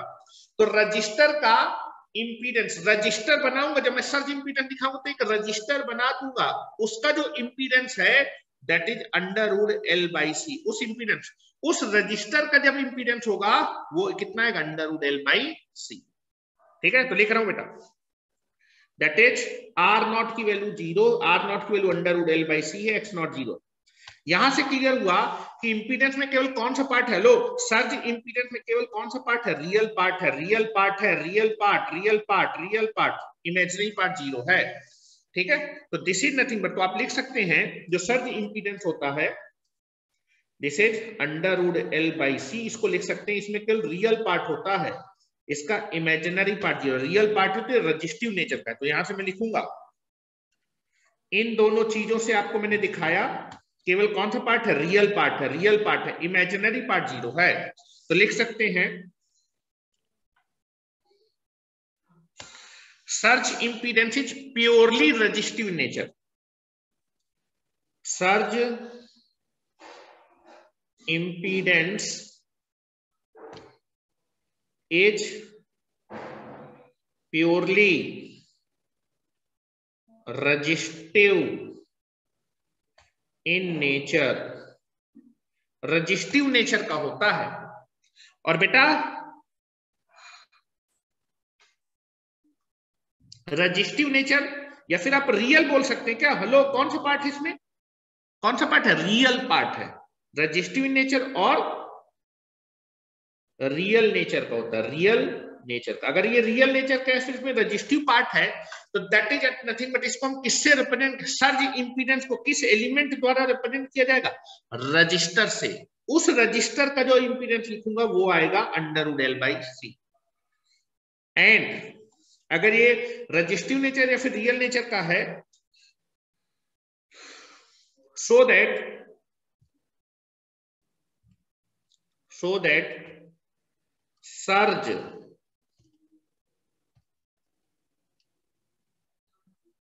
impedance is represented by resistive element,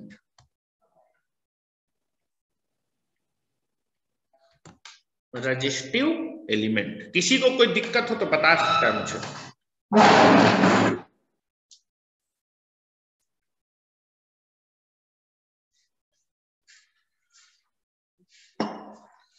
किसी को कोई दिक्कत हो तो अभी बता दीजिए, फिर बाद में नहीं बोलिएगा जब मैं इसको रजिस्टर से दिखाने लगूं।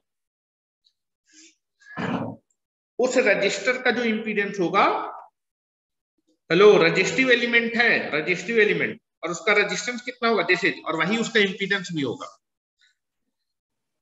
अब एक चीज बोला जाता है कि जो सर्ज इंपीडेंस होता है वो लाइन की लेंथ से इंडिपेंडेंट होता है, मतलब एक कांस्टेंट नंबर होता है, ये कांस्टेंट लेंथ को चेंज कर, चाहे 200 किलोमीटर की लॉसलेस ट्रांसमिशन, चाहे 500 किलोमीटर, उसका सर्ज इंपीडेंस अगर मैं लाइन की लेंथ 200 से 500 कर दूंगा, हेलो, अगर मैं लाइन की लेंथ 200 किलोमीटर से बढ़ा के उसी लाइन की लेंथ को 500 किलोमीटर कर दूंगा तो आपका जो है सर्ज इंपीडेंस चेंज नहीं होगा। हेलो, सर्ज इंपीडेंस केवल इंडक्टेंस और कैपेसिटेंस में चेंज हो रहा है। लेंथ वाला टर्म आ रहा है क्या इसमें? लेंथ वाला टर्म नहीं आ रहा। लेंथ को चाहे जितना चेंज करो ये चेंज नहीं होने वाला। अगर एक लॉसलेस ट्रांसमिशन लाइन 200 किलोमीटर को मैंने बढ़ाया 250, 300, 500 कुछ भी कर दिया, ये चेंज नहीं होगा। This is always constant. लिखें, पहले कुछ फार्मूले निकालते हैं, सर्ज इंपीडेंस पे कुछ फार्मूला निकालते। चलो, surge impedance Z naught is nothing but equal to under root L by C. चलो मैं ऊपर नीचे,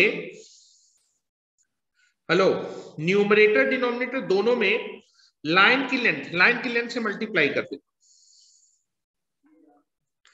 न्यूमरेटर में भी मैंने लाइन की लेंथ से मल्टीप्लाई कर दिया, डिनोमिनेटर में भी लाइन की लेंथ। हेलो, ये क्या है? 1 किलोमीटर लेंथ का इंडक्टेंस है और टोटल लाइन की लेंथ है, तो टोटल इंडक्टेंस आ जाएगा लाइन का। Hello, this is per unit inductance, पर यूनिट कैपेसिटेंस। 1 यूनिट लेंथ के इंडक्टेंस को जब लाइन की लेंथ से मल्टीप्लाई कर तो टोटल इंडक्टेंस आ जाएगा, और बेटा जब पर यूनिट लेंथ के कैपेसिटेंस को लाइन की लेंथ से तो टोटल कैपेसिटेंस आ जाएगा। ठीक है, तो this is nothing but under root of total inductance of the transmission line divided by total capacitance of the transmission line. किसी को कोई दिक्कत हो तो बताओ। दिस इज द, और यूनिट क्या होगी इसकी? Ohm. This is the one more formula, that is under root L by सी बोलिए, फिर under root total inductance of the transmission line divided by total capacitance. यहां लिख देता हूं, where L, C, LT and CT, this is per unit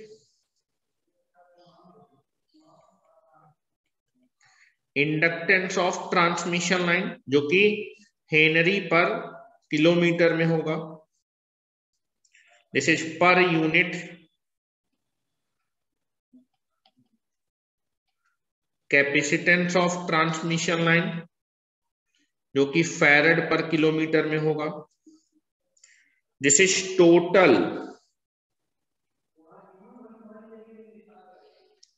inductance of transmission line which is equal to L into length. This is L is the length of transmission line. This is total capacitance of transmission line, like this. ठीक है, this will be your result. ठीक है, तो इसको लिखें जब तक जो है, ठीक है।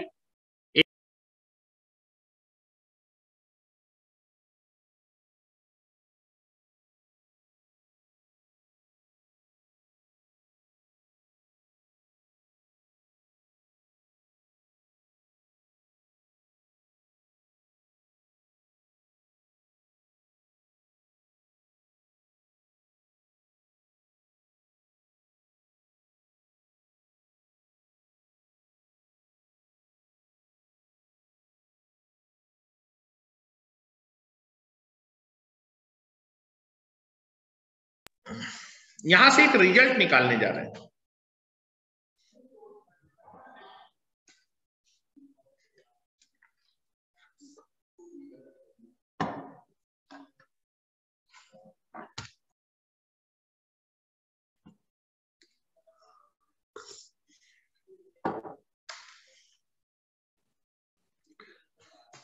This is constant, it is not a variable. ये आपके लॉट जो सर्ज इंपीडेंस होता है वो लाइन के इंडक्टेंस और कैपेसिटेंस पे केवल डिपेंड करता है।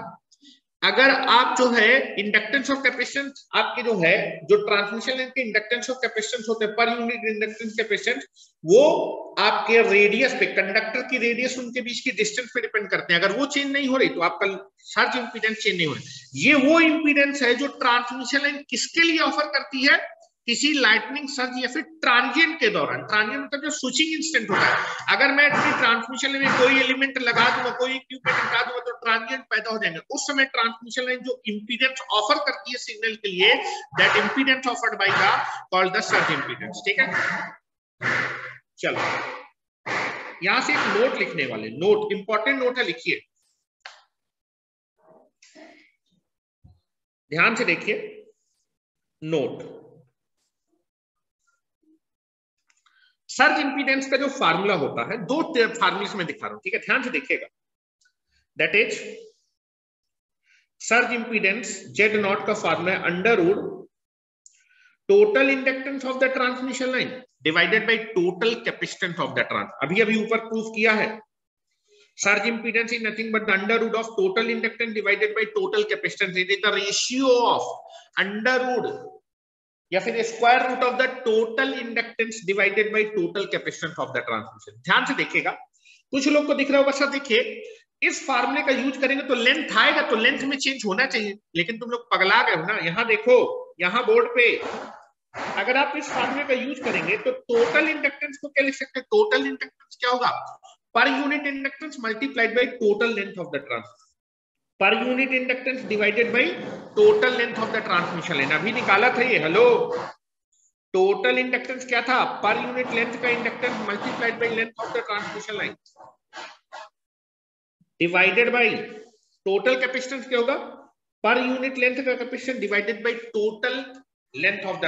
अब कोई बोले कि सर देखो यहाँ लेंथ तो आ रही है, अरे पगलू ऊपर भी लेंथ है नीचे भी लेंथ है। अगर 200 रखोगे तो 200 से 200 कट जाएगा, 300 रखोगे तो 300 कट जाएगा। लेंथ चाहे तुम जितनी भी रखो, क्या उसका यूज है, वो तो कट जा रही है, लेंथ लेंथ कट जा रही है। ऊपर भी लेंथ है नीचे भी लेंथ है। लेंथ यहाँ पर 200 रखो, यहाँ भी 200, यहाँ 200, ये कट जाएगी तो ये चेंज होगा क्या, 300 रखोगे 300 कट जाएगा। तो लेंथ में चाहे जितनी रखो ये वैल्यू चेंज नहीं होगी, ये वैल्यू हमेशा फिक्स आएगी। कितनी आएगी बेटा, लेंथ से लेंथ ये कट जाएगी और ये वैल्यू हमेशा किसके बराबर की, under root L/C। This is the basic formula.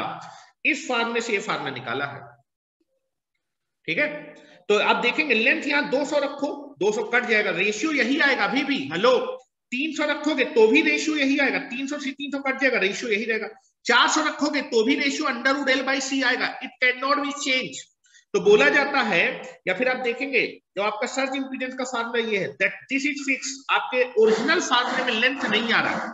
यहां पर अगर मैं 200 रखूंगा, 200 कट जाएगा, मान लो 200 है लाइन की लेंथ, तो मैं जब निकालूंगा तो 200 कट जाएगा, ये इतना आएगा। 300 रख दूं मैं लेंथ तो भी लेंथ कट जाएगा, तभी भी रेशियो कितना होगा, अंडर रूट L/C। 400 रखूंगा तो भी ratio under root L/C। Length से लेंथ कट रहा है, लेंथ पे डिपेंड नहीं कर रहा। तो लिखेंगे बेटा important thing, surge impedance of transmission line is independent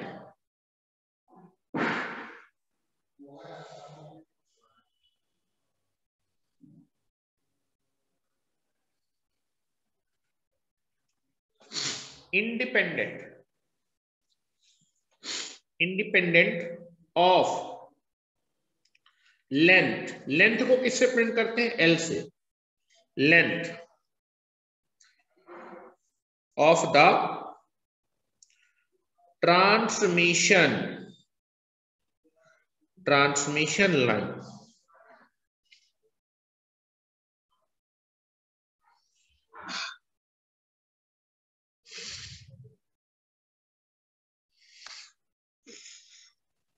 दूसरा, पहला इंपॉर्टेंट नोट ये आपको याद रखना है। दूसरा इंपॉर्टेंट नोट याद रखेंगे, सर्ज इंपीडेंस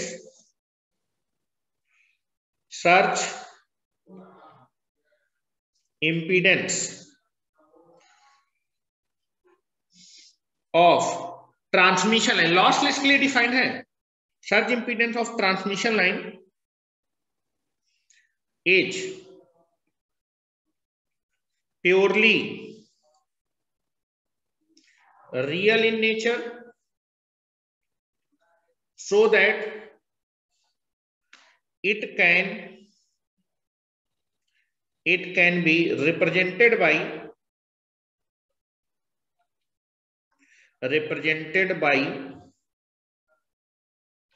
resistive element।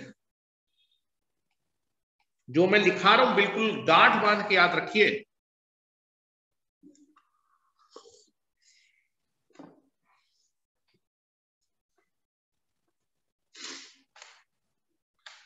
देखो सीरीज इंपीडेंस अलग होगा और सर्ज इंपीडेंस अलग होगा, दोनों में मैं आपको जो है डिफरेंस बता देता हूं एक बार।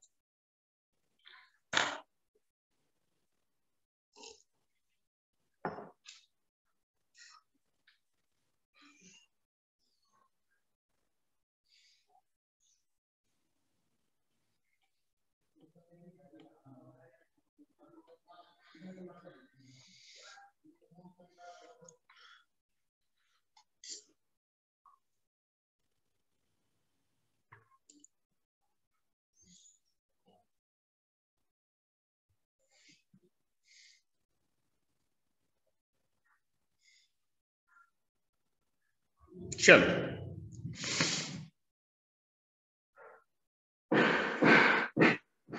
यहां पर आ जाओ। Now I can make the figure. This is a lossless transmission line. Lossless transmission line में आप ट्रांसमिशन लाइन के इंडक्टेंस और कैपेसिटेंस को ही कंसीडर करते हैं।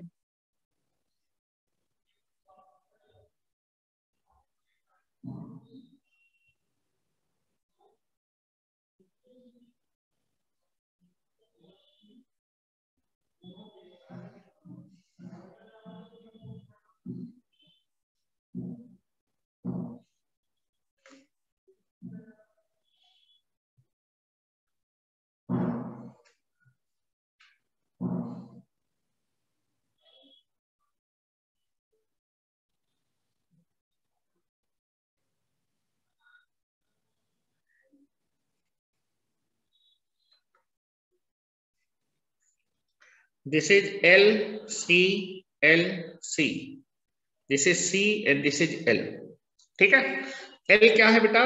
दिस इज नथिंग बट ए पर यूनिट इंडक्टेंस जो कि हेनरी पर मीटर में होगा, ये फैरड पर मीटर में होगा। चलो मान लेता हूं और मैं लाइन की लेंथ मान लेता हूं। This is A length of the line I can be consider 200 kilometre. 200 kilometre की लाइन है, ठीक है। इंडक्टेंस में मान लेता हूं पर यूनिट इंडक्टेंस, पर यूनिट लेंथ का इंडक्टेंस मान रहा हूं। This is 0.02 Henry per kilometre. ठीक है, किलोमीटर लिख देता हूं जिससे कि आपको क्लियर है। This is kilometre, this is kilometre. अब देखो इंपीडेंस और सर्ज इंपीडेंस में अंतर है। ट्रांसमिशन लाइन का से ये लॉसलेस ट्रांसमिशन लाइन है, lossless transmission line, lossless transmission line, ठीक है। लॉसलेस ट्रांसमिशन लाइन है। इसका अगर सीरीज इंपीडेंस निकाले, हेलो सीरीज इंपीडेंस क्या होगा? हेलो लॉसलेस ट्रांसमिशन लाइन का series impedance, series impedance, total series impedance निकालो, total series impedance of lossless transmission line. ठीक है, ध्यान से देखो। अच्छा ये बताओ सीरीज इंपीडेंस क्या होता था? आर और एल की वजह से आता था। सीरीज इंपीडेंस हम लोग लिखते पर यूनिट सीरीज इंपीडेंस क्या होता था? आर प्लस जे ओमेगा एल ये होता था, और लेंथ मालूम है, लेंथ से मल्टीप्लाई तो टोटल सीरीज इंपीडेंस आ जाता था। तो बेटा ये बताओ आर प्लस जे ओमेगा एल ये पर यूनिट सीरीज इंपीडेंस होता था, पर यूनिट। लेकिन लॉसलेस के लिए तो ये 0 हो जाएगा, तो क्या होगा? जे ओमेगा एल, जे ओमेगा एल ये टोटल सीरीज इंपीडेंस होगा। This is total series impedance J omega L. इसको आप लाइन की लेंथ से मल्टीप्लाई कर देंगे तो टोटल आ जाएगा, और total series impedance that is ohm. This is nothing but the, this is total series impedance है। ठीक है, चलो इसको निकालते हैं। चलो जे ओमेगा की जगह लिख देंगे 2 पाई एफ की जगह 50 हर्ट्ज है। इंडक्टेंस कितना दिया बेटा पर किलोमीटर? पर किलोमीटर इंडक्टेंस दिया है 0.02। लेंथ कितनी है? 200। कितना आएगा बेटा जरा मुझे गुणा करके बताओ। 2 पाई की जगह 3.1450 इंटू दिस, कैलकुलेट करके बताओ सीरीज इंपीडेंस कितना होगा। सीरीज इंपीडेंस की वैल्यू बताओ।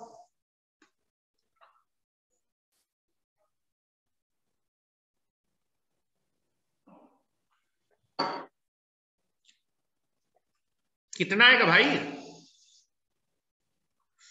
2 इंटू 3.14 इंटू 50 इंटू 0.02 इंटू 200।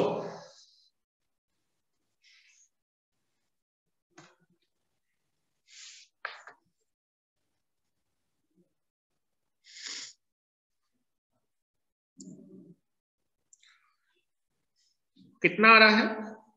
1256। सही से बताओ कैलकुलेट करके। मेरे ख्याल से 1256 आ रहा है।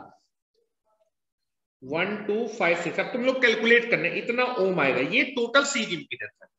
सर्ज इंपीडेंस क्या हुआ? Hello, surge impedance, surge impedance ये लाइन का टोटल सीरीज इंपीडेंस है। ये जब कोई नॉर्मल सिग्नल लाइन से ट्रेवल करेगा तो इतना लाइन सीरीज इंपीडेंस ऑफर करेगी। लेकिन सर्ज इंपीडेंस को जब कोई लाइटनिंग, मतलब कोई लाइट वाइट इस पे गिर जाएगी, ठीक है, आकाशीय बिजली गिर जाएगी, या फिर आप जो है स्विच को क्लोज करेंगे, ओपन करेंगे, उस समय जो transmission line normal impedance offer नहीं करती। कौन से में? सर्ज में। सर्ज इंपीडेंस सिंपली क्या होता है?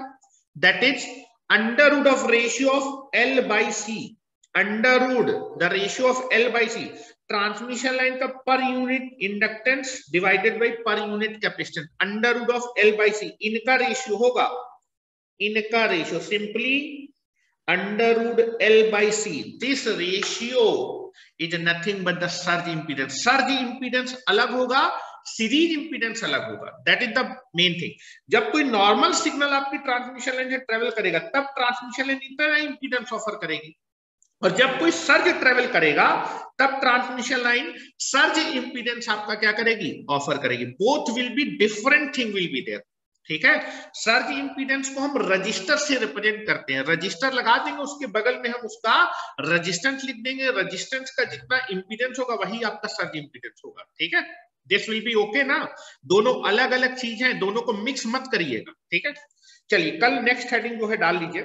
नेक्स्ट, लॉसलेस ट्रांसमिशन लाइन में अगर कोई सिग्नल ट्रेवल करता है तो किस वेलोसिटी से ट्रेवल करता है? लिखें। चलो, अगर मैं बात करूं दैट इज कि अगर लॉन्ग ट्रांसमिशन लाइन में कोई सिग्नल जब ट्रेवल करेगा तो किस वेलोसिटी से ट्रेवल करेगा? That is velocity of wave propagation is nothing but equal to, but this formula is omega divided by beta. This is the velocity of wave propagation.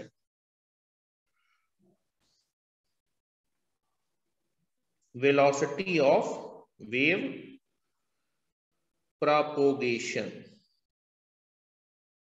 ठीक है, ये लॉन्ग ट्रांसमिशन लाइन। लेकिन जब lossless transmission line में कोई signal propagate करेगा तो किस वेलोसिटी से ट्रेवल करेगा? तो लिखिए बेटा, calculation of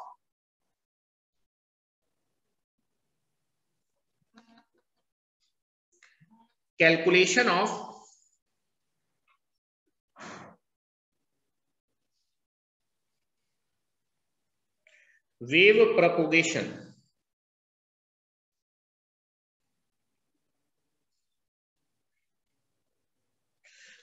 Calculation of wave propagation in the lossless transmission line.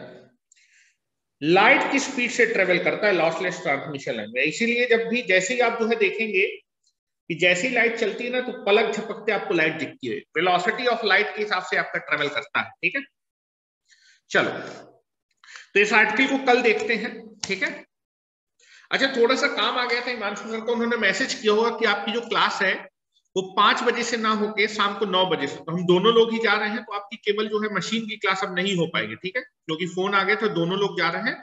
EDC की क्लास आपकी होगी और 9 बजे स्टार्ट हो जाएगी क्लास, ठीक है। इसके बाद ईडीसी की क्लास है, तो 9 बजे you can be take the class of EDC, ठीक है। चलिए, thank you very much, we will discuss machine tomorrow, ठीक है। चलो, थैंक यू वेरी मच।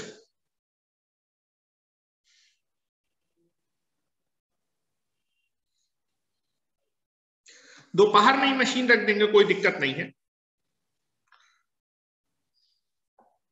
चलो, ओके।